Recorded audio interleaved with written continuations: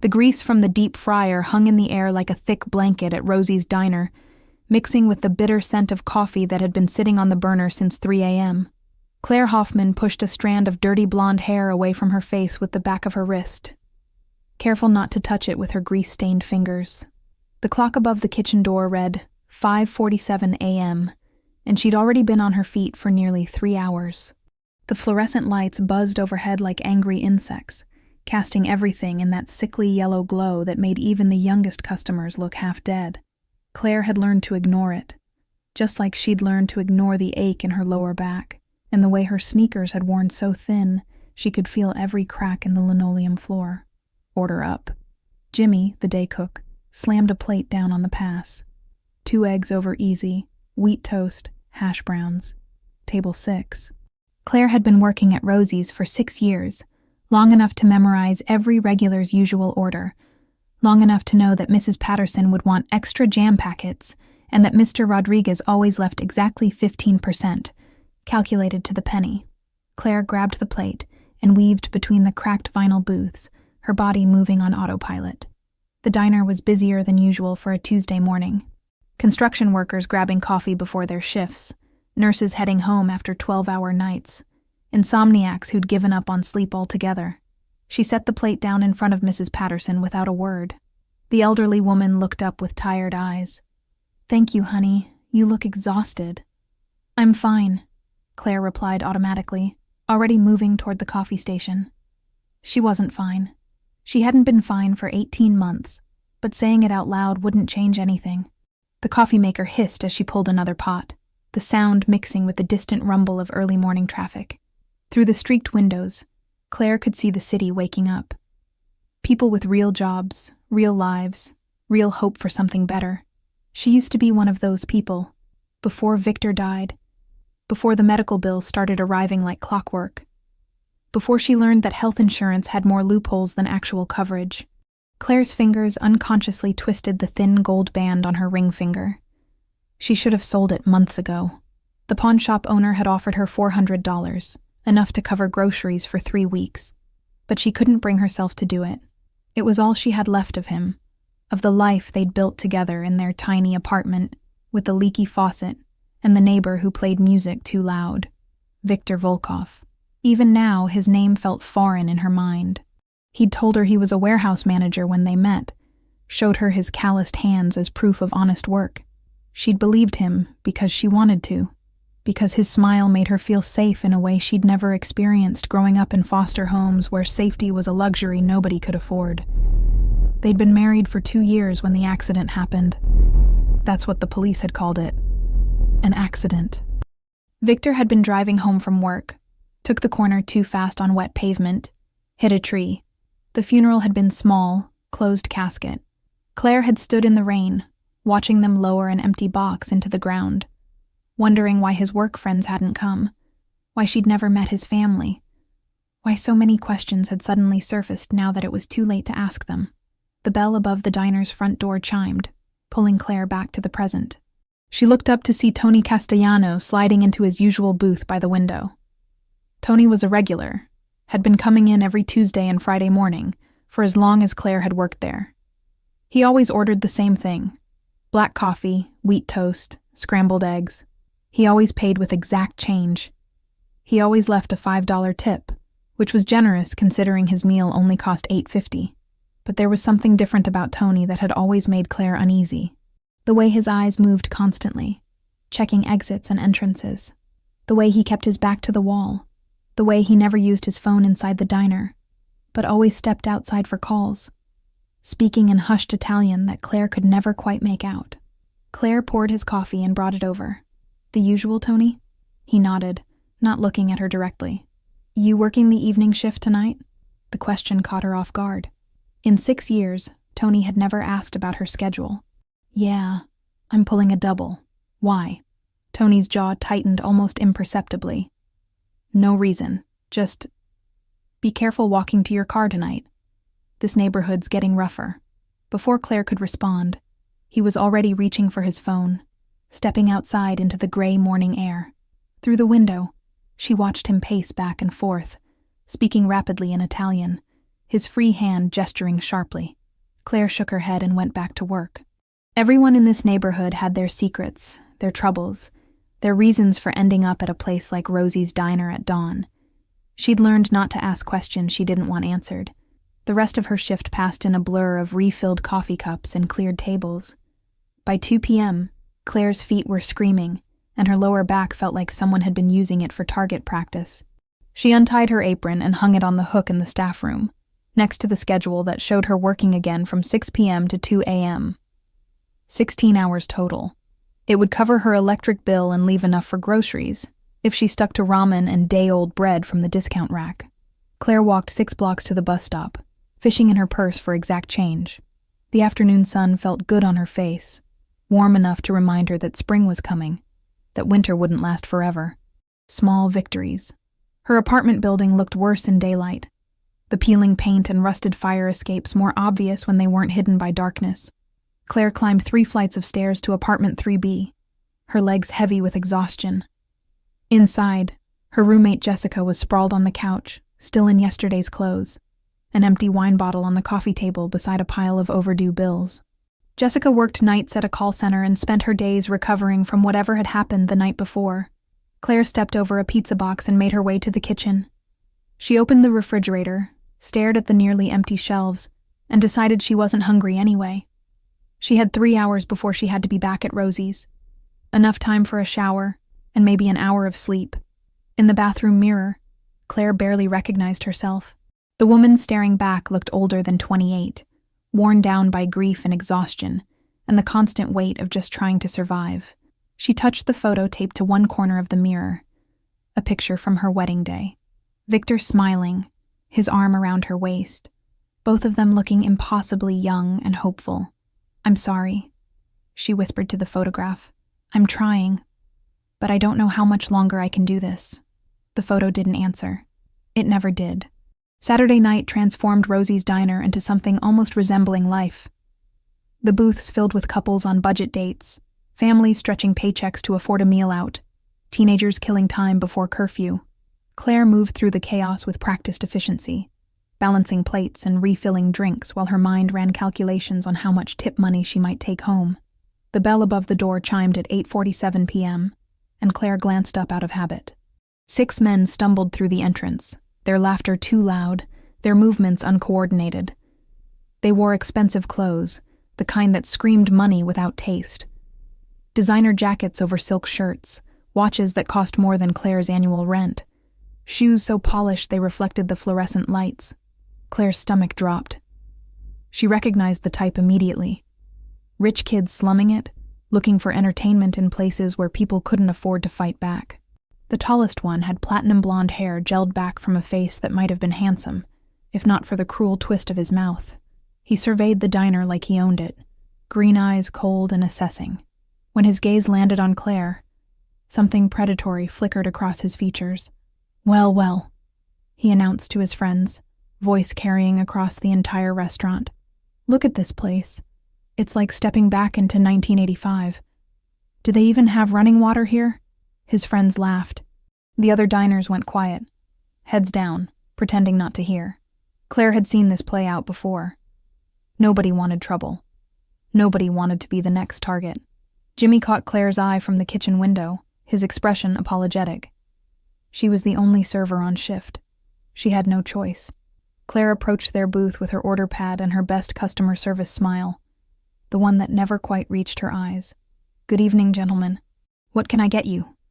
The blonde man looked her up and down slowly, deliberately. "What's your name, sweetheart?" "Claire." She kept her voice neutral. "Can I start you off with drinks?" "Claire," he repeated, drawing out the syllables mockingly. "That's such a boring name. Doesn't match your face, though. You're actually pretty cute under all that." He gestured vaguely at her uniform. "Poverty chic you've got going on." His friends snickered. Claire's jaw tightened, but she maintained the smile. "I'll give you a few minutes to look at the menu." Wait. The blonde grabbed her wrist as she turned to leave.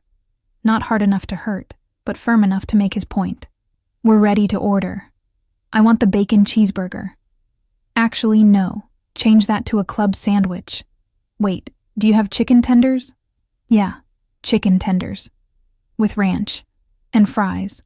Sweet potato fries. Not regular. Unless you only have regular. Then I guess that's fine.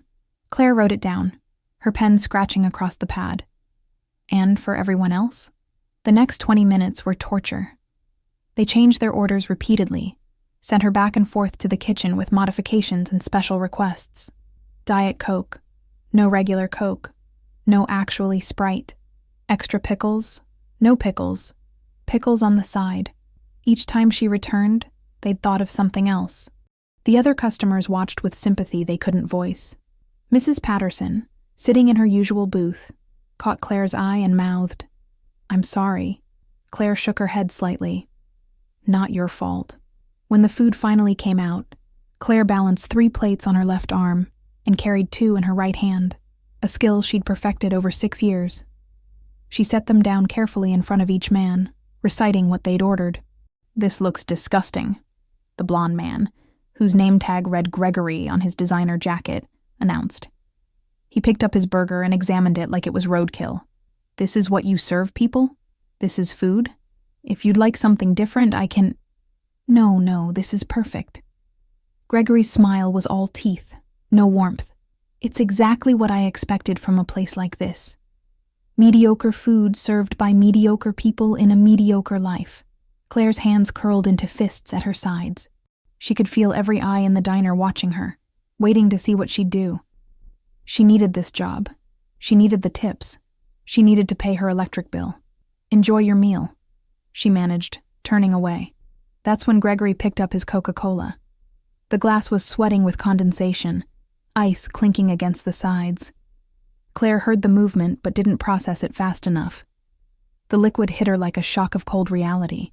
It drenched her hair, ran down her face, soaked through her uniform shirt. The sweetness of it mixed with the grease already on her clothes, creating a sticky, humiliating mess. Ice cubes scattered across the floor with sharp, accusing sounds. The diner went completely silent. Claire stood frozen, Coca-Cola dripping from her hair onto her shoes. She could taste it on her lips, feel it seeping through to her skin. Her vision blurred, though whether from the soda or tears, she couldn't tell. Gregory leaned back in his booth, laughing. "Oops." My hand slipped. He pulled out his wallet, extracted several bills, and tossed them onto the floor at Claire's feet. "Here you go, sweetheart. Buy yourself something nice. Maybe a shower." His friends howled with laughter. One of them was recording on his phone, no doubt planning to post it online later for more entertainment. Claire looked down at the money scattered on the linoleum. 3 $20 bills. $60. That was her electric bill. That was the difference between lights and darkness in her apartment. Her grandmother's voice echoed in her memory. "Pride don't pay bills, baby girl." Claire bent down slowly. Her knees cracked. Her hands shook as she picked up each bill, smoothing them carefully. She could hear whispers around her, feel the weight of everyone's pity like a physical thing. "Thank you," she whispered. The words tasted like ash. Gregory's laughter followed her all the way to the bathroom. Claire locked herself in a stall and finally let the tears come, silent and hot against her sticky cheeks. She'd survived 18 months of grief, mountains of debt, the soul-crushing weight of just existing. But this casual cruelty from someone who saw her as less than human, this might be what finally broke her. A knock on the bathroom door. "Claire?" It was Mrs. Patterson. "Honey, are you okay?" Claire wiped her face with toilet paper that scratched like sandpaper. "I'm fine." "No, you're not." The old woman's voice was gentle but firm. "Those boys are monsters. You don't deserve that." Claire looked at herself in the bathroom mirror. Her blonde hair hung in dark, sticky strands. Her uniform clung to her body uncomfortably. Her eyes were red and puffy. She looked exactly how she felt, defeated. But she had 4 more hours on her shift. 4 more hours of pretending she wasn't humiliated, wasn't furious, wasn't screaming inside. Claire washed her face as best she could, squeezed out her hair, and went back to work. Because that's what people like her did. They survived. They endured. They bent but didn't break, because breaking was a luxury they couldn't afford. The shift ended at 11:23 p.m., 7 minutes late because a family with 3 children had lingered over dessert. Claire untied her apron with fingers that still trembled slightly, the memory of ice-cold Coca-Cola dripping down her face replaying every time she blinked. Her hair had dried into sticky clumps despite her attempts to wash it in the bathroom sink. She smelled like a mixture of grease, sugar, and humiliation.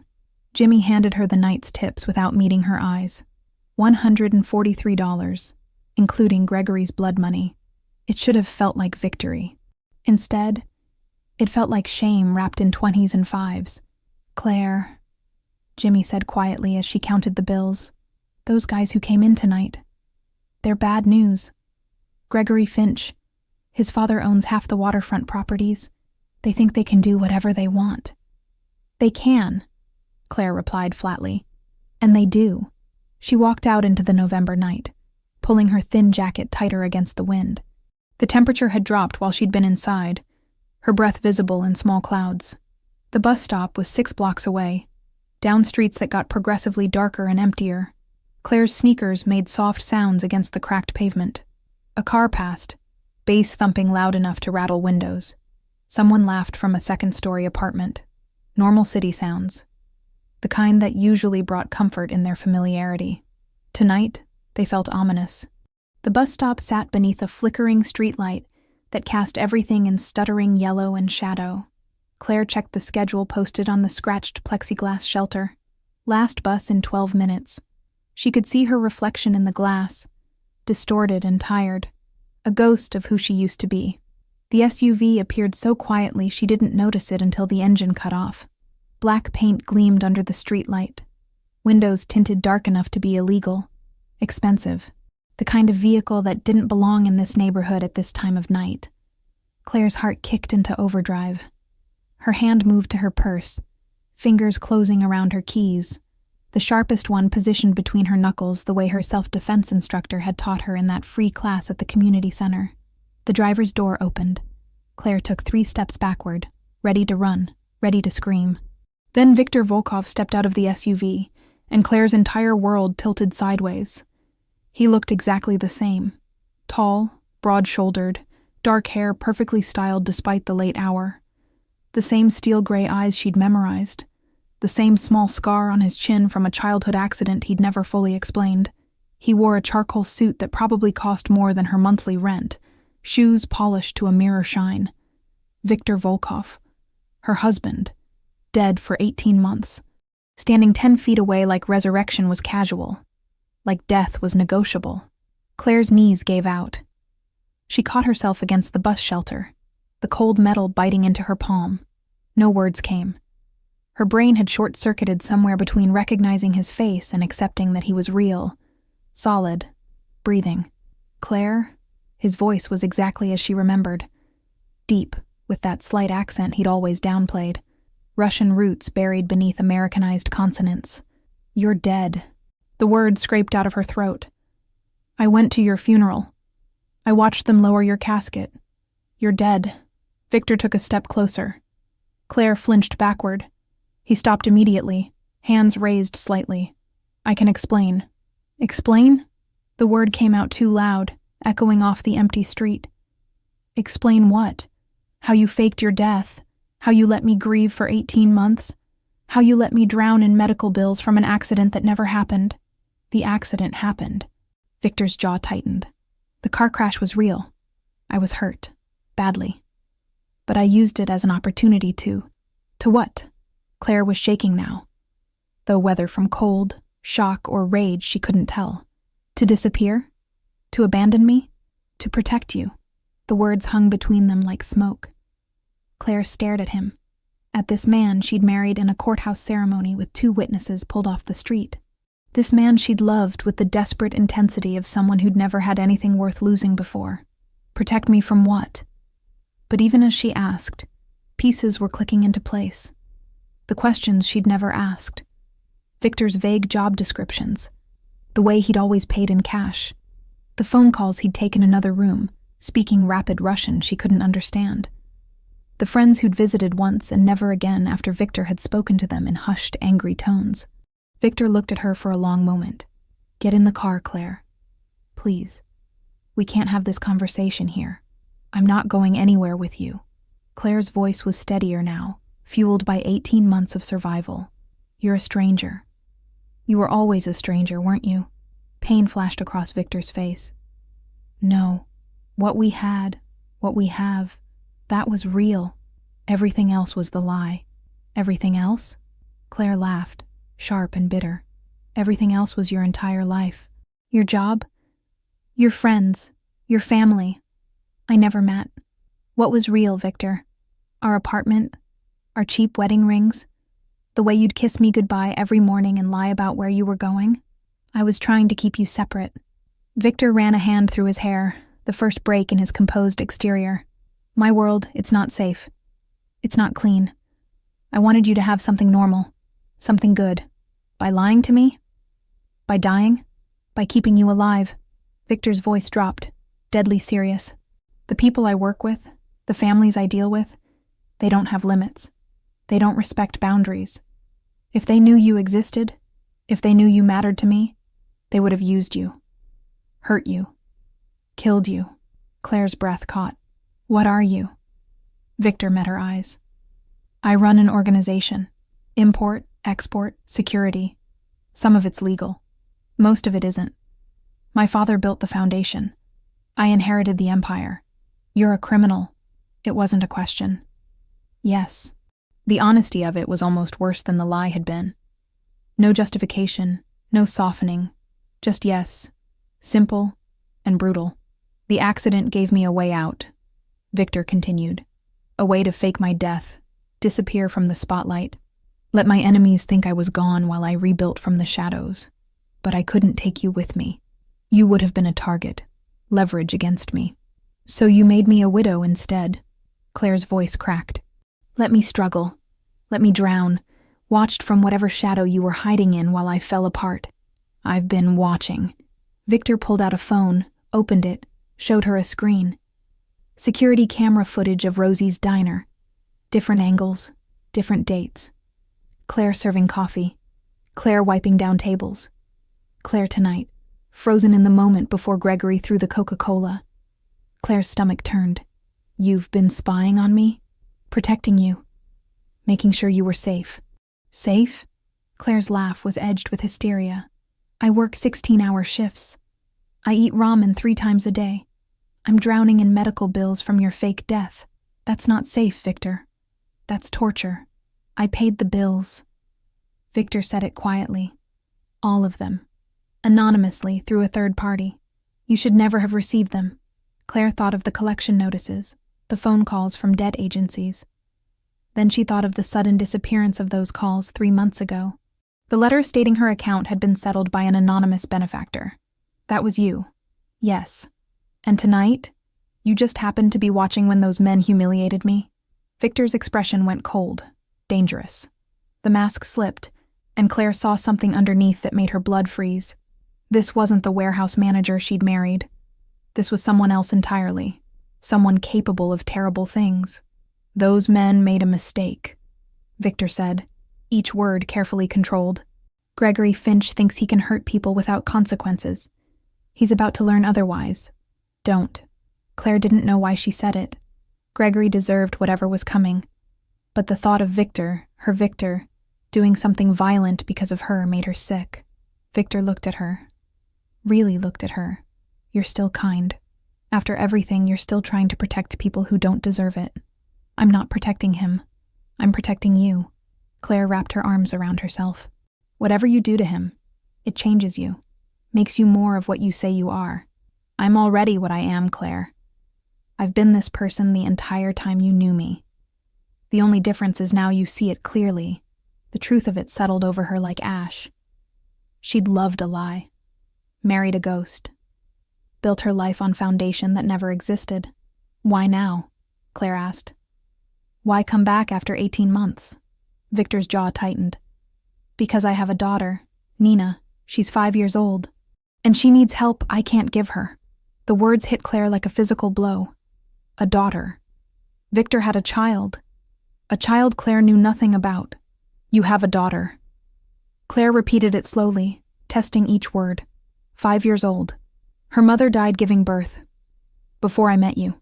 Viktor said it quickly, like ripping off a bandage. I kept her hidden, protected, safe from my world. But 18 months ago when I disappeared, she stopped talking. Complete selective mutism. And nothing I do, no therapist or specialist can help her. Claire's head was spinning. Too much information, too many lies and revelations cascading over each other. What does that have to do with me? Viktor took a step closer. This time Claire didn't back away. You're the gentlest person I've ever met. The kindest. Nina needs that. She needs someone who sees her as a child, not as my weakness or liability. Someone who can help her find her voice again. You want me to help your daughter. Claire's voice was flat. The daughter you never told me about. While you were married to me. She doesn't know about you either. I kept you separate. Kept you safe. You keep saying that. Safe. But all I feel is betrayed. I know. Viktor's voice softened. And I don't expect forgiveness.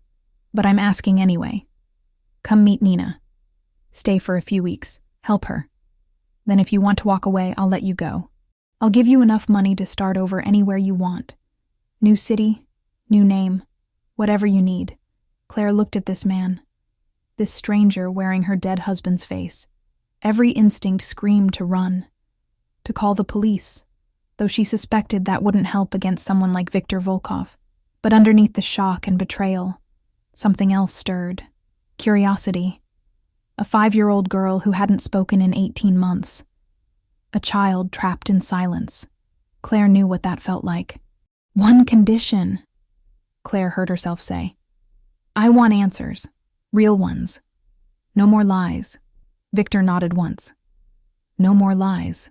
Claire climbed into the SUV, leather seats soft beneath her, and wondered if she was making the worst decision of her life or simply continuing down a path she'd started walking the day she'd married a man she never really knew. The drive took 40 minutes through progressively wealthier neighborhoods. Claire watched the transformation through the tinted windows as run-down apartments gave way to townhouses, then estates hidden behind walls and gates. Viktor drove in silence, his jaw tight, knuckles white against the steering wheel. Claire's mind raced with questions she couldn't quite form into words. A daughter, 5 years old. A child who'd existed this entire time while Claire had believed herself married to a man with no past, no family, no complications beyond mortgage payments, and whose turn it was to do dishes. Her name is Nina, Viktor finally spoke as they turned onto a private road lined with manicured trees. Nina Volkov. She was born 3 months before I met you. Claire's stomach twisted. The timeline made it worse somehow. Viktor had been a father when he'd approached her in that coffee shop, had bought her a replacement latte after someone bumped into her, had smiled with dimples that made her forget every warning she'd ever learned about strangers. You never mentioned her. Claire's voice was flat. Not once in 2 years. I couldn't. Viktor turned through iron gates that opened automatically, cameras tracking their movement. My world has rules, hard ones. Family is vulnerability. Love is a weapon your enemies use against you. I kept you separate to keep you safe. I kept Nina separate for the same reason. Did her mother know? About me? Nina's mother died during childbirth. Viktor's voice roughened. Complications. She was bleeding out before the doctors could stop it. I held Nina for the first time in the same room where her mother's heart stopped beating. Claire looked at him. Really looked. In the dashboard lights, she could see the grief etched into his features. Old pain. The kind that never fully healed. I'm sorry, she said quietly. Her name was Tatiana. We grew up together. Our families arranged the marriage when we were children. I cared about her, respected her, but I never loved her. Not the way I loved you. The confession hung in the air between them. Past tense. Loved. As if what they'd had was already dead and buried alongside his fake grave. The mansion materialized from the darkness, like something from a Gothic novel. 3 stories of pale stone.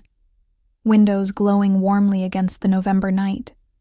Perfectly maintained gardens stretched in every direction, illuminated by subtle landscape lighting. Security cameras dotted the property like mechanical eyes. This wasn't just wealth. This was dynasty. Viktor parked in a circular driveway, killed the engine. Neither of them moved. Nina stopped speaking 18 months ago, Viktor said into the silence. The day I disappeared. She was told I died just like you were, and she hasn't said a word since. She thinks you're dead too? Claire turned to face him.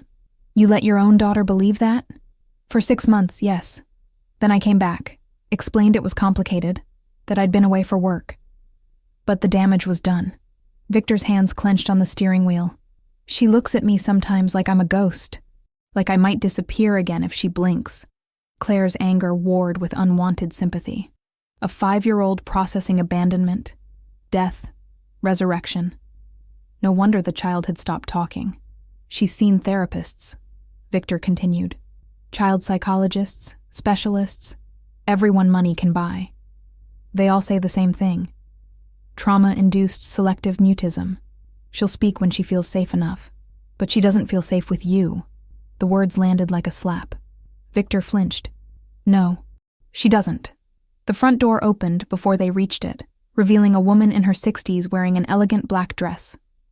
Her gray hair was pulled into a severe bun, her face carved from the same cold stone as the mansion itself. She looked at Claire with undisguised hostility. Katerina, Viktor said. This is Claire. She'll be staying with us for a while.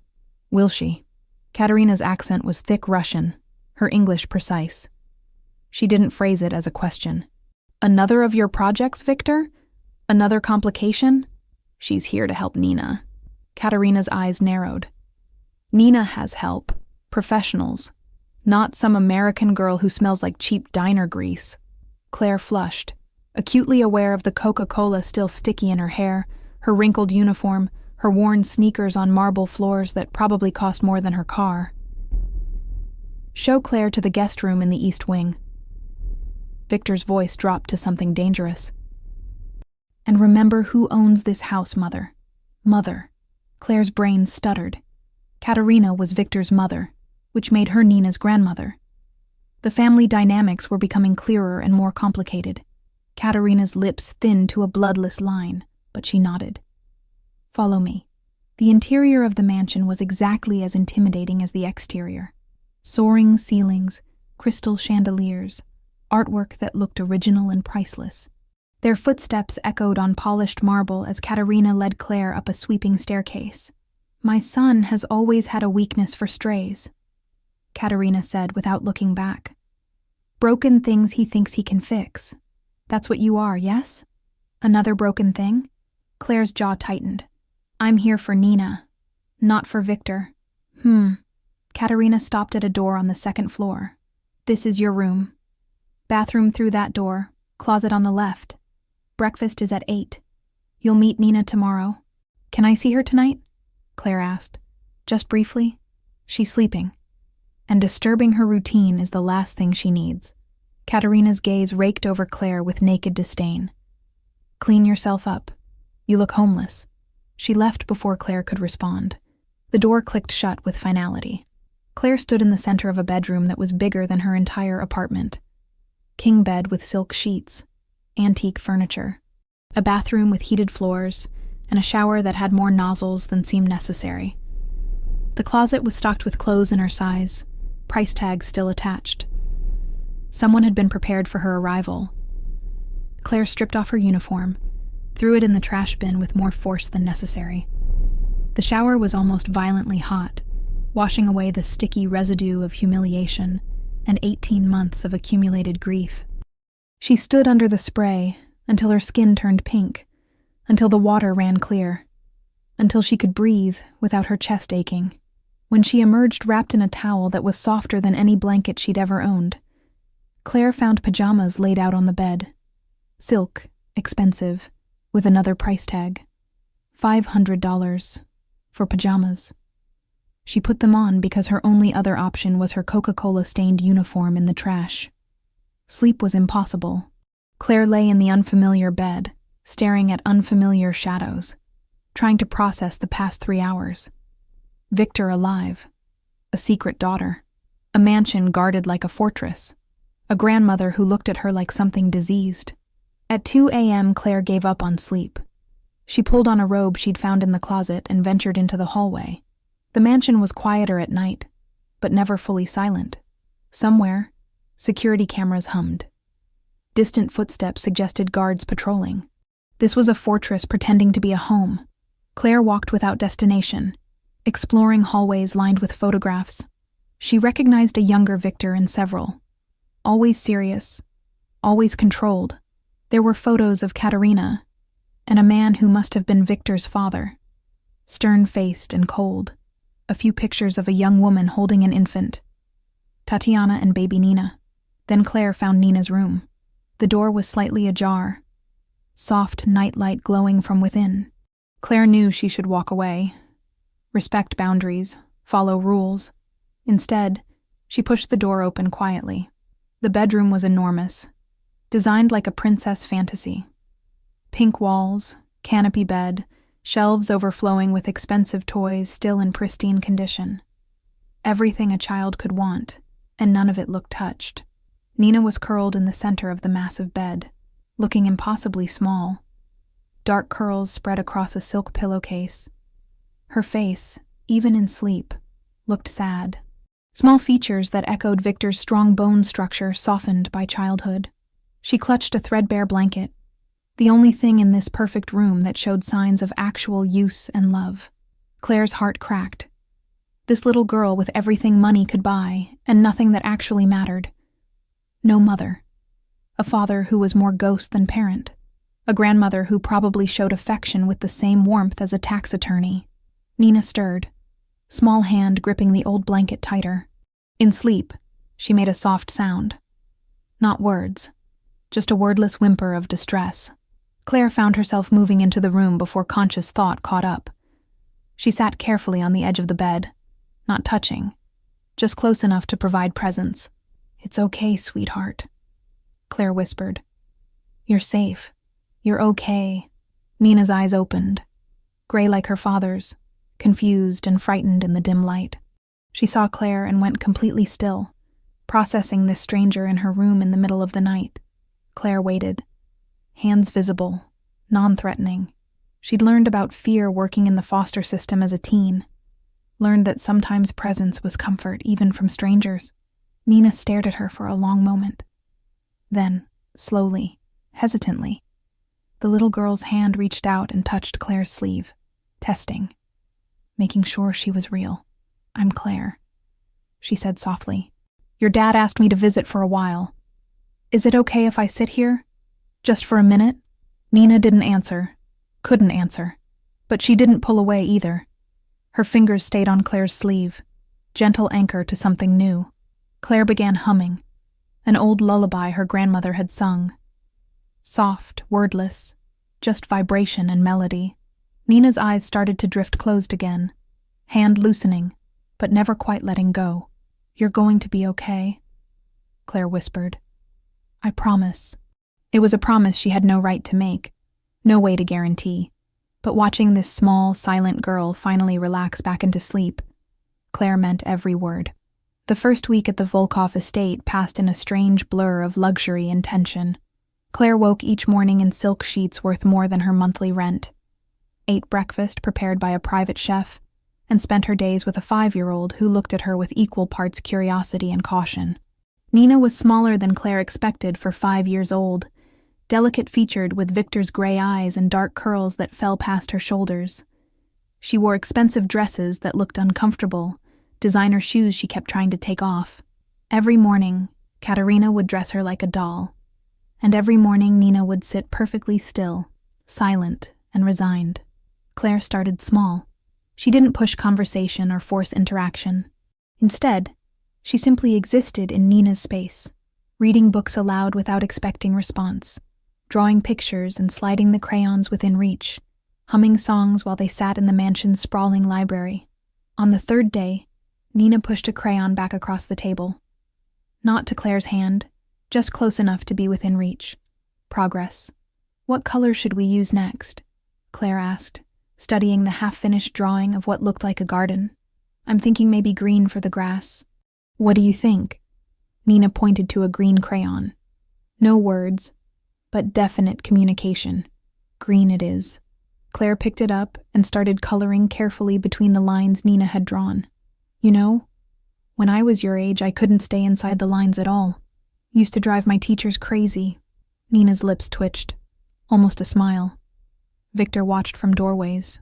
Claire would catch him standing there, perfectly still, expression unreadable as he observed his daughter interacting with someone who wasn't staff or therapist. Sometimes he'd linger for minutes before disappearing again. Phone pressed to his ear, speaking in low Russian about things Claire tried not to imagine. "Does he always work this much?" Claire asked Katerina one morning, as the older woman supervised breakfast preparation. "Viktor has responsibilities." Katerina's tone could have frozen coffee. "An empire doesn't run itself. Nina needs a father, not an empire." Katerina's knife stilled against the cutting board. She looked at Claire with something that might have been respect if it wasn't buried under layers of ice. "You don't understand our world, American girl. Viktor's work keeps this family safe, keeps Nina alive. Nina is barely living." Claire kept her voice steady. "She's existing. There's a difference." Before Katerina could respond, Nina appeared in the kitchen doorway. She looked between them with wide eyes, sensing the tension. Claire immediately softened her expression, holding out her hand. "Hey, sweetheart. Want to help me make something special for lunch?" Nina hesitated, glanced at Katerina for permission. The older woman gave a curt nod. Nina crossed to Claire, slipping her small hand into Claire's larger one. "We're going to make grilled cheese," Claire announced. "Not fancy chef grilled cheese. The kind you make when nobody's watching and you're too tired to care about presentation." She could feel Katerina's disapproval radiating like heat, but Nina was looking up at her with something like interest. So Claire ignored the grandmother and focused on the child. They made a mess. Butter everywhere. Cheese sliding off bread. Claire burning the first attempt because she got distracted showing Nina how to press the sandwich down with the spatula. Nina laughed. Silent. Just a movement of shoulders and brightness in her eyes. But it was the first time Claire had seen joy on that small face. "There." Claire cut the sandwich into triangles. "Perfect. Want to try it?"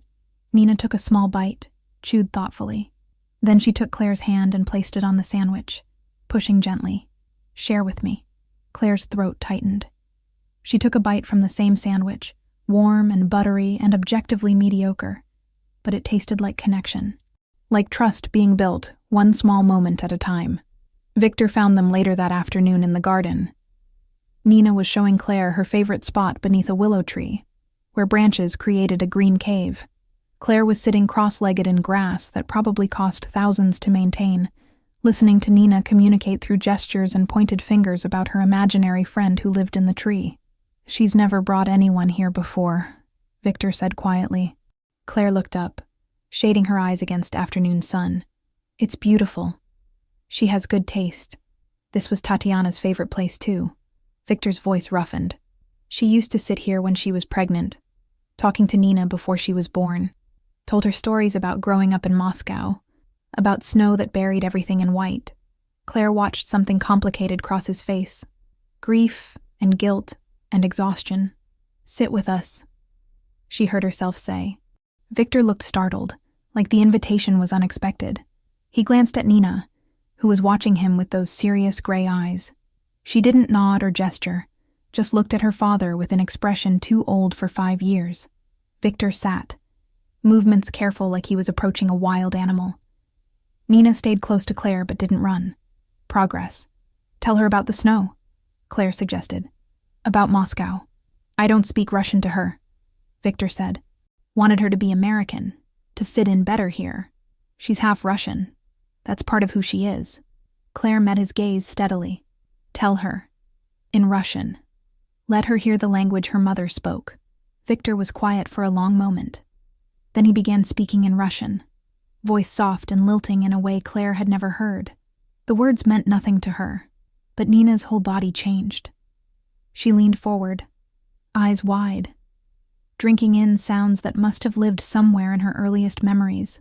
Viktor told stories for 20 minutes, about snow and ice palaces, about his grandmother who made the world's best borscht, about a city that was beautiful and terrible and unforgiving. Nina listened to every word, and slowly, incrementally, she moved closer to her father until she was sitting between them both. When Viktor finished, Nina looked up at him, and touched his face with one small hand. Her mouth moved, forming words she didn't voice. But Viktor clearly understood, because his eyes went wet, and he pulled her into his arms, holding her like she might disappear. Claire looked away, giving them privacy in this small moment of reconnection. That night, Viktor found Claire in the library. She was curled in an oversized chair reading a book she'd found about trauma therapy in children, taking notes in margins. "Thank you," Viktor said. Claire looked up. He stood in the doorway, still in his suit, tie loosened, hair slightly mussed. He looked human and exhausted, and nothing like the dangerous criminal he claimed to be. "I didn't do anything. You gave me back my daughter. Even if just for an afternoon." Viktor crossed the room, sat in the chair opposite hers. The therapists, they all had protocols and techniques. "You just loved her. She's easy to love," Claire said honestly. "She's sweet and smart, and she's trying so hard to be brave. Like her father was trying to protect her by disappearing." Viktor's voice was bitter, and ended up hurting her worse than any enemy could. Claire studied him. In the warm light, she could see the shadows under his eyes, the tension in his jaw. "You made a choice. Maybe not the right one, but you did what you thought was necessary. I was a coward." The admission seemed torn from him.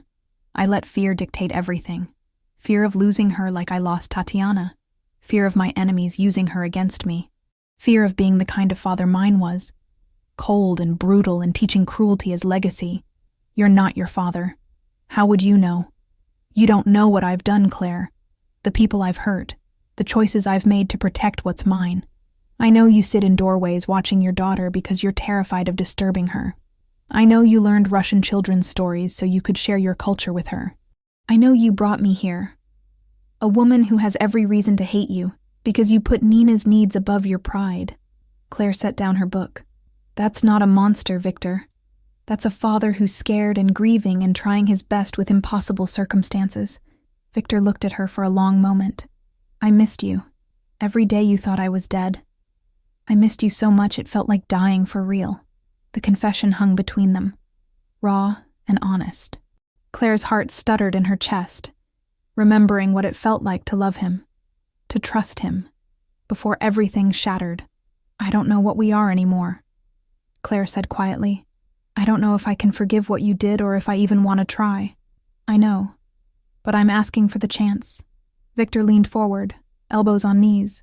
"Not for us necessarily, but for Nina. She needs you, and maybe together we can give her what neither of us can provide alone. A family, whatever that looks like now." Viktor's smile was sad. "I know it's not what you signed up for when you married a warehouse manager." Claire almost laughed. "No, but then again, I didn't sign up for a lot of things. Widowhood, debt, getting Coca-Cola thrown in my face by spoiled rich kids." Viktor's expression darkened. "About that? Gregory Finch has been dealt with." Claire's stomach dropped. "What does that mean?" "Nothing violent if that's what you're worried about. His father's business interests have suffered some unfortunate setbacks. Bank loans called in, permits mysteriously held up, investments going sour, and Gregory himself is facing charges. Seems security footage from the diner found its way to police, along with testimony from other people he's harassed." Viktor's voice was cold. "He'll learn there are consequences for cruelty." Claire should have felt satisfaction. Instead, she felt a chill. This was what Viktor did. Pulled strings, moved pieces, made people disappear from his life one way or another. "You're staring at me like I'm a monster again," Viktor observed. "I'm trying to reconcile the man who tells his daughter bedtime stories with the man who destroys people's lives. They're the same man, Claire. That's what I'm trying to make you understand. I'm not good or evil. I'm both, and I do what's necessary to protect what matters." He stood, moved toward the door. "You don't have to like it, but you do have to decide if you can accept it." After he left, Claire sat in the quiet library, thinking about gray areas and impossible choices, about a little girl who needed stability and a man who offered chaos wrapped in expensive suits, about whether love was enough foundation to build on when the ground itself was shifting sand. Her phone buzzed. A text from an unknown number. "You look good in silk pajamas." Claire's blood went cold. Someone was watching her. Someone knew she was here. Someone was letting her know she wasn't as protected as Viktor thought. Claire stared at the text message, her hands trembling so badly the phone nearly slipped from her grip. Someone was watching. Someone knew what she was wearing. Someone had breached Viktor's supposedly impenetrable security. She should tell Viktor immediately. That was the rational choice. But something stopped her. Some instinct that said involving him would escalate everything into violence she wasn't ready to witness. Instead, Claire deleted the message and told herself it was nothing. A wrong number. A prank. Anything except what it actually was. A threat wrapped in casual observation. The next morning at breakfast, Nina reached across the table and took Claire's hand. The little girl's eyes were worried, like she could sense the tension radiating off Claire in waves. "I'm okay, sweetheart," Claire signed, using the basic gestures she'd been teaching Nina as alternative communication. "Just didn't sleep well." Nina pointed to herself, then to Claire's bedroom door, her meaning clear. "I'll sleep with you." Claire's throat tightened. This child offering comfort when she should be receiving it. That's very sweet. "Maybe tonight, okay?" Viktor appeared in the doorway, phone pressed to his ear, speaking rapid Russian. His expression was darker than usual, jaw tight with barely controlled rage. When he ended the call, he looked at Claire with eyes gone cold. "I need to leave for a few hours. Business that can't wait." He kissed Nina's forehead, then hesitated, looking at Claire. "Don't leave the property, for any reason. We weren't planning to. I mean it, Claire. Something's happening. Until I understand what, nobody leaves." Viktor's hand moved to his jacket, where Claire knew a gun rested. "Keep Nina close. Trust no one except Katerina and the security team I briefed this morning." After he left, the mansion felt different. Oppressive. Claire noticed guards she'd never seen before positioned at strategic points, their movements coordinated, professional. Whatever Viktor was worried about, it was serious enough to increase security. Claire spent the morning with Nina in the library, reading stories and drawing pictures, but she couldn't shake the feeling of being watched. Couldn't stop glancing at shadows that seemed to move when they shouldn't. At noon, Katerina brought lunch on a silver tray. Soup and sandwiches, beautifully presented, utterly tasteless. Claire pushed food around her plate while Nina ate with careful precision, never making a mess. "You're nervous," Katerina observed. It wasn't a question. Viktor seemed worried this morning. Viktor is always worried. It's his job. Katerina poured tea with steady hands. "But you're right to be cautious. The Finch family is not taking Viktor's intervention well. Gregory's father is making noise, calling in favors, pushing back." Claire's stomach dropped. "You think they'd come here? After Nina?" "I think desperate men do desperate things." Katerina's eyes were sharp. "And you, American girl, are a complication they didn't expect. A weakness Viktor has shown. In our world, weakness is opportunity." The words hung heavy in the air. Claire looked at Nina, who was drawing what appeared to be a fortress with high walls and no doors. At 2:47 p.m., the power went out. Complete darkness. Then emergency lights kicked in, bathing everything in red. Nina's hand found Claire's immediately, small fingers gripping tight. "It's okay," Claire whispered, even though nothing was okay. "Just a power outage. It'll be fine." Footsteps pounded in the hallway, shouting in Russian and English. Gunshots cracked like fireworks, close enough to make Claire's ears ring. Katerina appeared in the library doorway, her face pale but composed. "Come. Now. Safe room." Claire scooped Nina into her arms and ran. The little girl buried her face against Claire's shoulder, body rigid with terror. They raced through corridors Claire barely recognized in the emergency lighting, Katerina leading with surprising speed for a woman her age. More gunshots, closer. Glass shattered somewhere behind them. Men were yelling, fighting, dying maybe. Claire held Nina tighter and didn't look back. The safe room was hidden behind a bookshelf in Viktor's study. Katerina input a code, pressed her thumb to a scanner. The wall slid open, revealing reinforced steel and concrete. "Inside. Both of you. Don't open this door for anyone but Viktor or me." Katerina pushed them through. "There's water, food, medical supplies. You can monitor what's happening on the screens." "You're not coming?" Claire's voice cracked. Someone needs to coordinate security from outside. This is my family, American girl. I protect what's mine. Katerina's expression softened fractionally. Keep her safe. She's all we have left. The door sealed with a hydraulic hiss. Claire set Nina down carefully, taking in their surroundings. The safe room was approximately 12 by 12 feet, windowless, with walls thick enough to withstand explosives. Monitors lined one wall, showing security camera feeds from throughout the estate. On the screens, Claire watched chaos unfold. Men in tactical gear had breached the front gates, exchanging fire with Viktor's security team. They moved with military precision, coordinated assault, nothing amateur about it. This wasn't a simple revenge attack. This was war. Nina tugged on Claire's sleeve, pointing at one screen. Claire's blood froze. Gregory Finch stood near the front entrance, directing men with hand signals. His face was twisted with rage and satisfaction. This wasn't just about business rivalry anymore. This was personal. Claire watched Viktor's guards fight back, watched some fall, watched others hold positions with determination. But Gregory's team kept advancing, pushing deeper into the mansion. They were looking for something. No, someone. Looking for Nina. Or for Claire. Or both. Nina was crying silently, tears streaming down her face. Claire pulled her close, rocking gently. You're safe here. Your papa made this room so nobody could hurt you. We're going to be okay. But watching the screens, Claire wasn't sure she believed it. On one monitor, she saw Gregory separate from his team, moving toward the east wing with 2 armed men.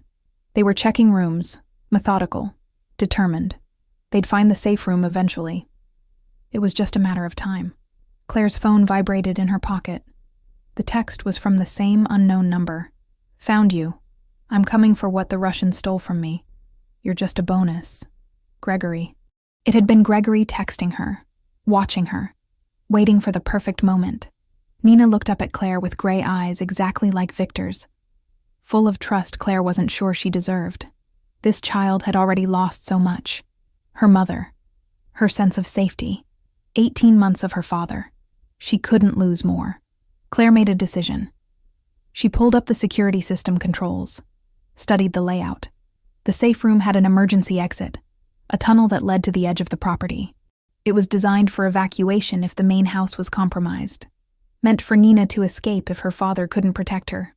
Nina, Claire signed carefully. We're going to play a game. A quiet game. No matter what happens, you stay silent and you stay with me. Can you do that? Nina nodded, solemn and scared. Claire gathered supplies, stuffed them in a backpack she found in the storage locker. Water, first aid kit, flashlight. Then she accessed the tunnel entrance, hidden beneath a false floor panel. On the monitors, Gregory was 3 doors away from finding the study. 2 doors. 1. Claire lifted Nina into the tunnel, climbed down after her, and sealed the entrance just as Gregory burst into Viktor's study on the screen above. She watched him discover the safe room door, watched him smile with cruel satisfaction, watched him input codes, trying to break through. But they were already gone. Crawling through darkness, Nina's hand clutched in hers. The tunnel seemed endless, claustrophobic, lit only by Claire's shaking flashlight. Nina stayed silent as promised, breathing hard but making no sound. After what felt like hours but was probably 20 minutes, they reached the exit. Claire pushed open the hatch carefully, emerging in a gardening shed at the property's edge. Through the windows, she could see fire rising from the mansion. Smoke. Chaos. Everything burning. And standing between them and freedom was a man Claire didn't recognize. Tall, armed, clearly one of Gregory's team. He'd anticipated the tunnel. They'd planned for everything. Well, he said, raising his weapon. Looks like the bonus prize found me first. Nina pressed against Claire, small body trembling. Claire wrapped her arms around the girl, making herself a shield. Please, Claire said. She's 5 years old. Let her go. Take me if you need a hostage, but let her go. The man's radio crackled. Status? Got the kid and the girlfriend, he responded, bringing them to the primary. Nina's hand moved against Claire's arm, signing something repeatedly. Same gesture over and over. Claire finally recognized it. Papa, Papa, Papa. Your papa's coming, Claire whispered. He's going to fix this, I promise. But watching the mansion burn, Claire wasn't sure anyone could fix what was breaking. The man's grip on Claire's arm was iron as he dragged them toward a black van waiting at the property's edge. Nina clung to Claire's other hand, silent tears streaming down her face, her small body shaking with terror. Move faster, the man growled, gun pressed against Claire's spine. Claire's mind raced through impossible calculations. She could try to fight, try to run, but with Nina in tow and an armed professional, they'd be shot before making it 3 feet. Better to comply, buy time, wait for an opportunity. The van's back doors opened, revealing Gregory Finch sitting on a bench seat like a king surveying his spoils. His platinum hair was disheveled, a cut above his eyebrow bleeding, but his green eyes gleamed with satisfaction. Claire, he said, voice dripping false courtesy. So glad you could join us. And you brought the little princess. How thoughtful. Let her go. Claire pushed Nina slightly behind her. She's 5 years old. She has nothing to do with whatever problem you have with Viktor. Oh, but she has everything to do with it. Gregory leaned forward, elbows on knees. Viktor Volkov humiliated my family, destroyed my father's business, made us laughingstocks. And for what? Because I had a little fun with his charity case wife? The casual cruelty of it made Claire's blood boil. You threw Coca-Cola on me. You humiliated me in front of everyone. That's not fun. That's sadism. Semantics. Gregory waved dismissively. Point is, Viktor overreacted. So now I'm going to teach him what real consequences look like, starting with taking everything he loves. Nina whimpered, the first sound Claire had heard from her in days. Gregory's attention snapped to the child. Does she talk? I heard she went mute. Trauma or something? He smiled cruelly. Let's see if we can fix that. Fear is an excellent motivator. Don't you dare. Claire's voice dropped to something dangerous she didn't know she possessed. You want revenge on Viktor? Fine. Take it out on me. But you leave her alone. Or what? Gregory laughed. You'll fight me? You're a waitress, a nobody. You have no power here. Maybe not. Claire met his eyes steadily. But I know something you don't. What's that? Viktor is already here. Gregory's smile faltered. You're bluffing. Am I? You think he didn't have trackers on Nina? On me? You think his security team that you fought past was his only defense? Claire saw uncertainty flicker across Gregory's face.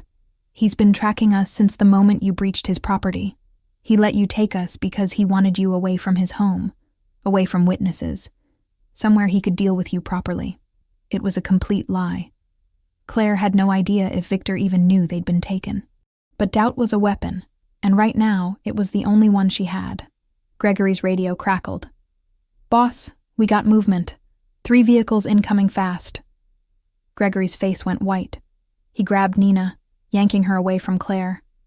The little girl's eyes went wide with terror. Tell Volkov to back off or I kill the kid right now, Gregory shouted into the radio. Let her go. The voice that came through the radio wasn't one of Gregory's men. It was Viktor, cold and lethal. And maybe I'll let you live. Gregory pressed his gun against Nina's temple. The child went completely still, eyes locked on Claire's face. I've got nothing to lose, Volkov. You destroyed my family, so I'm going to destroy yours. You already lost, Finch. Viktor's voice was calm, conversational, which made it infinitely more terrifying. The moment you touched my daughter, you signed your death warrant. The only question now is how much you suffer before I end it. Claire watched calculations run across Gregory's face. He was cornered, desperate, dangerous. She needed to de-escalate before he did something irreversible. Gregory, Claire said quietly. Look at me. His eyes snapped to her. This isn't who you are. I know you're angry. I know Viktor hurt your family. But killing a child? That makes you a monster. And you're not a monster. You're just a man who made bad choices. You don't know anything about me. Gregory spat. I know you're scared. I know you're trying to prove something to your father, to yourself. But this? Claire gestured to Nina, tears streaming down the girl's face. This doesn't prove strength. It proves you've already lost everything that matters. Something shifted in Gregory's expression. The gun wavered slightly. Nina, Claire said softly, signing as she spoke. Remember what I taught you? About being brave? Nina nodded fractionally. I need you to be the bravest you've ever been right now. Close your eyes. Count to 10. And don't open them until I tell you. Can you do that? Nina's eyes closed. Her lips moved, counting silently. In that moment of distraction, Claire lunged. She didn't aim for Gregory's gun. She aimed for his wrist, twisting with all her strength. Technique half remembered from a self-defense class she'd taken years ago. The gun discharged, bullet going wild, shattering the van's window. Gregory screamed, dropped Nina. The little girl hit the van floor and scrambled toward Claire. Then the world exploded into action. Viktor's team breached the van, professional and brutal. Within seconds, Gregory was on the ground, hands zip-tied behind his back. His men surrendered without fight, outnumbered and outgunned. Viktor appeared in the van doorway, and Claire had never seen anyone look more dangerous. His suit was torn, blood on his hands that might or might not be his own. His gray eyes swept across Nina, then Claire, cataloging injuries with precision. Papa! The word burst from Nina like a dam breaking. Papa! Papa! Papa! She launched herself at Viktor, who caught her with infinite gentleness. His eyes went wide with shock as his daughter spoke for the first time in 18 months, her voice hoarse from disuse but clear. I've got you, little one, Viktor whispered in Russian, pressing kisses to her hair. You're safe now. I promise you're safe.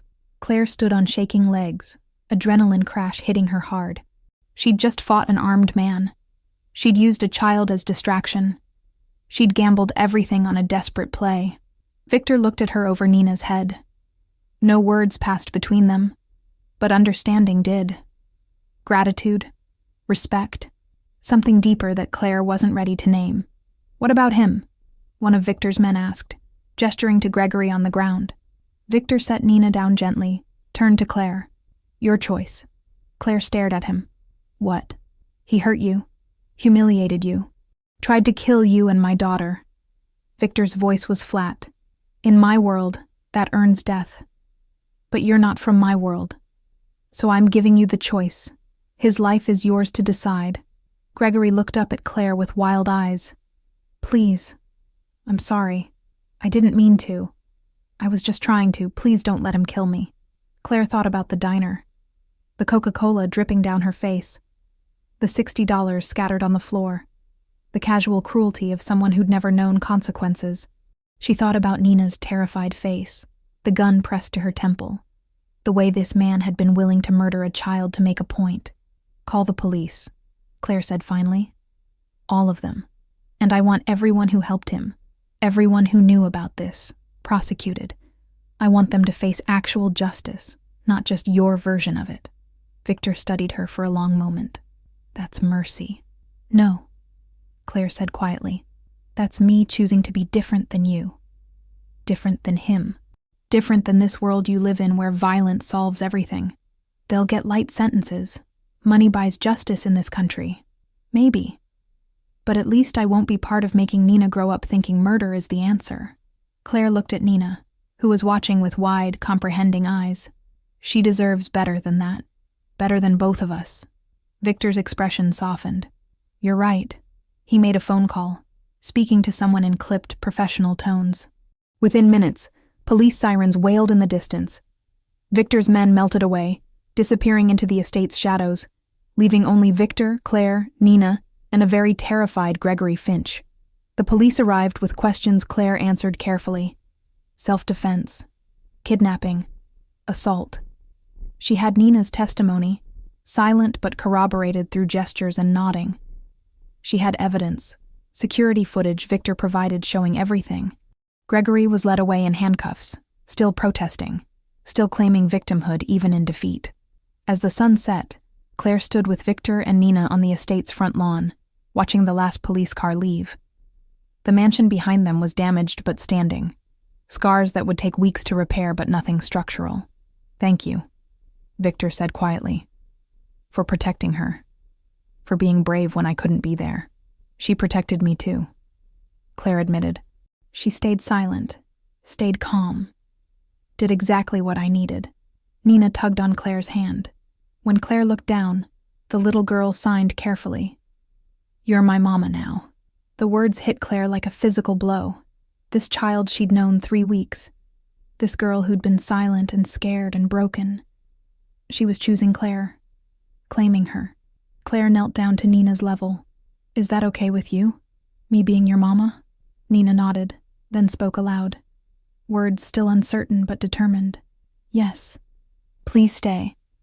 Don't leave like Mama Tatiana did. Claire looked at Viktor, who was watching them with an expression she couldn't quite read. I don't know what we are anymore, she said. You lied to me, faked your death, kept so many secrets. But Nina, she needs stability, needs safety, needs love. She needs you, Viktor said simply. And maybe, if you're willing, we can figure out what we are together. No more lies, no more secrets. Just truth, however messy it is. Claire stood, Nina's hand still in hers. One condition. You start stepping back from the dangerous work. I'm not raising Nina in a world where people attack our home. Already done, Viktor said. I've been transitioning to legitimate business for months. Tonight convinced me to accelerate the timeline. And the organization will be someone else's problem. Viktor smiled, tired but genuine. I'm choosing family. Finally. 6 months later, spring transformed the Volkov estate from fortress to something resembling an actual home. Claire stood in the garden watching Nina chase butterflies, her laughter ringing clear and bright across newly planted flower beds. The little girl wore jeans and a t-shirt stained with grass and paint, designer dresses relegated to the back of her closet except for special occasions. Mama Claire, look! Nina called, pointing to a monarch butterfly that had landed on her outstretched finger. It chose me. It knows you're special, Claire called back, warmth flooding her chest at the title she'd grown to cherish. Mama Claire. Not replacing Tatiana, but creating her own space in Nina's heart. The mansion had been repaired, but the changes went deeper than new windows and patched walls. The oppressive quiet was gone, replaced by sounds of actual living. Nina's artwork covered refrigerator and hallway walls. Books were scattered on tables, read and reread. The staff moved with less fear, more ease, now that Viktor's legitimate business empire required meetings and negotiations instead of violence and threats. Katerina emerged from the kitchen carrying a tray of lemonade and cookies. The older woman had thawed considerably over the past months, though she'd never admit it aloud. She set the tray down beside Claire with something almost like affection in her stern features. The child needs sunscreen, Katerina said. Her nose is pink. I'll get it, Claire assured her. Thank you for the cookies. Nina loves your recipe. Katerina almost smiled. You're not completely hopeless, American girl. You've proven yourself useful. From Katerina Volkov, this was practically a declaration of love. Claire had kept her promise to herself. She'd walked into Rosie's diner 3 months ago, wearing clothes from her old life, carrying an envelope that made Jimmy the cook cry when he opened it. Inside was a check for $50,000 and a note, for the staff, from someone who remembers what it's like to live on tips and hope. She'd also left a massive tip for the current waitress working her old shift, a young woman with tired eyes and worn shoes who reminded Claire of herself. The woman had stared at the $500 bill like it might disappear. It's real, Claire had assured her. And you deserve it. Keep fighting. The memory made her smile even as it ached. She'd been that woman. She understood the exhaustion, the desperation, the grind of surviving rather than living. Viktor appeared from the house, phone in hand but for once not pressed to his ear. He'd changed too, though more subtly. The suits were still expensive but less severe. His hair was slightly longer, sometimes falling across his forehead in a way that made him look younger. The cold calculation in his eyes had softened to something warmer when he looked at his family. The Hoffman Foundation finalized 3 more grants today, he announced, settling into the chair beside Claire. 12 families getting medical debt cleared, 2 small businesses receiving startup capital, one scholarship fund for foster children, the Hoffman Foundation. Claire's project, funded by Viktor's money, being channeled toward actual good. She'd taken her maiden name for it, wanting something separate from the Volkov legacy, something that was hers. That's wonderful, Claire said, meaning it. Watching money flow toward helping people instead of hurting them felt like redemption, even if it was small drops in an ocean of need. You're changing the world, Viktor said quietly. One family at a time. We're changing it. Claire corrected. This is both of us choosing different. Nina ran over, breathless and joyful, launching herself into Viktor's lap. He caught her easily, pressing a kiss to her grass-stained forehead. Papa? Can we go to the park tomorrow? Nina asked. The one with the pond where ducks swim? Viktor glanced at Claire, question in his eyes. The park. Public space. Exposure. Old Viktor would have said no automatically. I think that's a wonderful idea, Claire answered for him. We can bring bread for the ducks. An ice cream? Nina's gray eyes sparkled with hope. An ice cream, Viktor agreed, and Claire watched him make the conscious choice to prioritize his daughter's joy over paranoia. Progress. After Nina ran off to continue her butterfly hunt, Viktor reached for Claire's hand. She let him take it, their fingers intertwining with practiced ease. They'd been rebuilding trust slowly, carefully, through 1,000 small moments of honesty and presence. I got something for you, Viktor said, pulling a small box from his pocket. Claire's heart stuttered. The box was ring-sized, velvet, expensive. Viktor, open it. Inside wasn't an engagement ring. It was a locket, antique silver with delicate engraving. Claire opened it to find 2 pictures, one of Nina smiling, grass in her hair, and paint on her nose. The other was their wedding photo, the courthouse ceremony that felt like it had happened in another lifetime. I know we're not the same people we were then, Viktor said. I know I destroyed what we had through lies and disappearance, but I want to rebuild. Different this time. Better, if you'll let me. Claire studied the locket. These 2 pieces of her life that somehow fit together despite everything. I'm not ready to be married again, she said honestly. Not yet. Maybe not ever in the way we were before. I know, but I'm ready to keep building this. Whatever this is. Family, partnership, something that doesn't have a name yet. Viktor's smile was genuine, reaching his eyes in a way that transformed his entire face.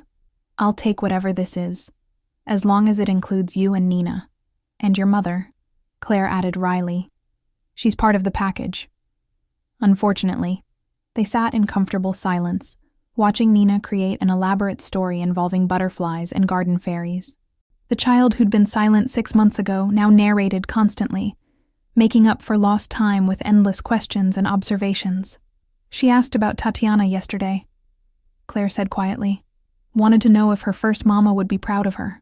Viktor's expression tightened with old grief. What did you tell her? That Tatiana loved her enough to give her life bringing her into the world. That love that strong doesn't disappear. And yes, her first mama would be incredibly proud of the brave, kind, smart girl she's becoming. Thank you. Viktor's voice roughened. For honoring Tatiana's memory. For not trying to erase her. Nina deserves to know all the people who loved her, Claire said simply, including the mother she never got to meet. As afternoon faded to evening, they moved inside for dinner. The dining room that had once hosted tense, formal meals now rang with Nina's chatter about butterflies and ducks and her upcoming kindergarten enrollment. Will the other children like me? Nina asked, suddenly uncertain. They'll love you, Claire assured her. Just like I did when we first met. But what if they don't understand my signs? Nina still used hand gestures sometimes, falling back on them when emotions overwhelmed her words. Then you teach them, Viktor said. You show them that there are many ways to communicate, that being different isn't bad. It's just different. After dinner, after bath time and 3 stories and endless negotiations about needing just 1 more glass of water, Nina finally fell asleep. Claire and Viktor stood in her doorway, watching her breathe peacefully. The threadbare blanket from her berth clutched in small hands alongside a new stuffed butterfly Claire had bought her.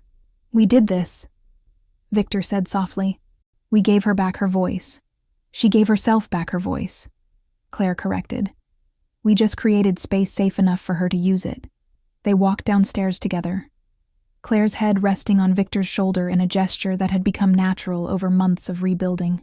In the library, Viktor pulled out the envelope Claire knew he kept in his desk drawer. Inside were newspaper clippings.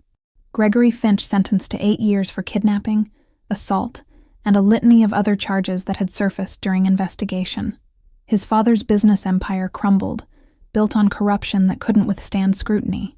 Several of Gregory's associates facing their own legal consequences. "Justice," Viktor said, studying the articles.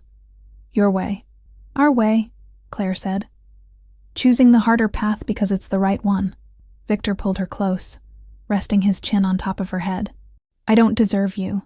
"Probably not," Claire agreed, smiling against his chest. "But you're trying to become someone who does. That counts for something." Later that night, Claire stood at her bedroom window, watching moonlight paint the garden silver. Her phone buzzed with a text from her old roommate Jessica, now in rehab that Claire had quietly funded through the Hoffman Foundation. The message was simple: 30 days sober. "Thank you for believing in me." Claire typed back, "Proud of you. Keep going." She looked at the locket Viktor had given her, at the 2 photographs representing past and present. The Claire who'd married a warehouse manager no longer existed. The Claire who'd served coffee and swallowed humiliation was gone too. In their place was someone new, built from broken pieces, but stronger for having shattered and reformed. Nina appeared in the doorway, clutching her blanket. "Can't sleep, Mama Claire. Come here, sweetheart." Claire opened her arms, and Nina climbed into bed beside her.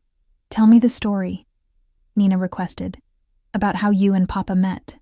Claire had told this story dozens of times, each version getting closer to truth. Tonight, she told it fully. The coffee shop, the lies, the love that was real even when everything else was false, the fake death and real grief, the reunion and rebuilding. "And then I met you," Claire said, smoothing Nina's dark curls, "and everything made sense. Because sometimes the worst moments of our lives are actually leading us to exactly where we need to be. With family," Nina said sleepily. "With family," Claire agreed. As Nina drifted off, Claire thought about the journey that had led here. From diner floors sticky with spilled Coca-Cola to mansions with gardens full of butterflies. From widow to wife to something that transcended titles. From surviving to actually living. Viktor appeared in the doorway, taking in the scene of his daughter and the woman who'd saved them both. "This," he said quietly, "this is everything." And Claire, looking at Nina sleeping peacefully and Viktor watching them both with love that had been rebuilt through honesty and choice, had to agree. Sometimes the worst day of your life, the day cruel men laugh while you pick money off the floor, is actually the first day of something better. The day you discover strength you didn't know you had. The day you meet a ghost who reminds you that love is worth fighting for, even when it's complicated and messy, and nothing like you imagined. The day you become the mother to a silent child who teaches you that the bravest thing anyone can do is trust again after betrayal. The day you choose to rebuild rather than run. Claire kissed Nina's forehead and settled in for the night, Viktor's hand finding hers across the covers. Tomorrow would bring new challenges, new choices, new moments of deciding who they wanted to be. But tonight, they were simply a family. Imperfect, unconventional, built from ruins. And that was enough. Sometimes the cruelest moments reveal who we're meant to become. Claire thought her lowest point was picking money off a sticky diner floor. Instead, it was the beginning of finding strength she never knew existed, a family she never expected, and a love rebuilt from ashes. If this story reminded you that second chances are real and that kindness can change everything, show your support by hitting that like button. Your engagement helps these stories reach others who need to hear them.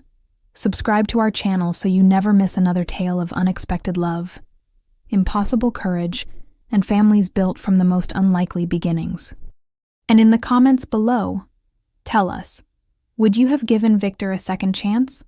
Or walked away for good? We read every comment and love hearing your thoughts.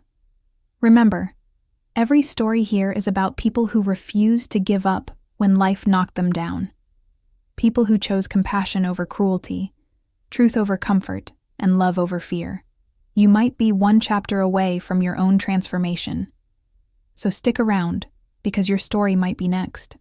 Until then, keep fighting for what matters. Keep believing in second chances. And never forget that sometimes the worst day of your life is actually the first page of your greatest chapter.